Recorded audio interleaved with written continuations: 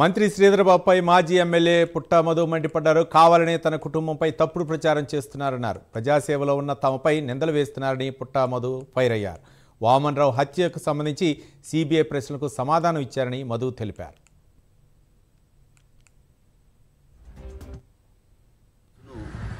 హైకోర్టులో వేపించి ఆ రోజున్న బీఆర్ఎస్ ప్రభుత్వాన్ని నేను ఎమ్మెల్యేగా ఉంటే నన్ను కలిపి వాడుకున్నాడు మంత్రి మధుకర్ కేసు.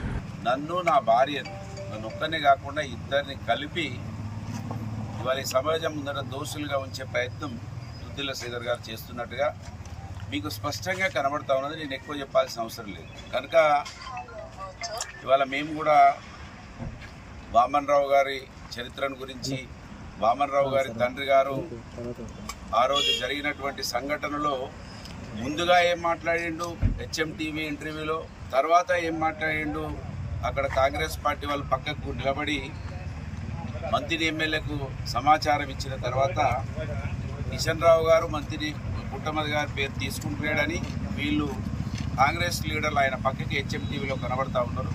అది ఎమ్మెల్యే గారికి చెప్తే ఆయన వచ్చి మళ్ళీ ఆయన కిషన్ రావును మోటివేట్ చేసి దుద్దిల్ల శ్రీధర్ గారిని కూడా అనేక సార్లు ఆయన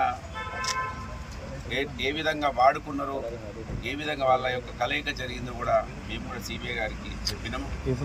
అన్ని కోణాలలో ఆలోచించమని చెప్పినాము. మా మీద రాజకీయ కక్ష కోసం దీన్ని వాడుకొని బీఆర్ఎస్ పార్టీని, నన్ను పూర్తిగా ఈ నియోజకవర్గంలో ఎప్పుడు ఓట్లు జరుగుతప్పుడు ప్రజలు మా పక్షాన 70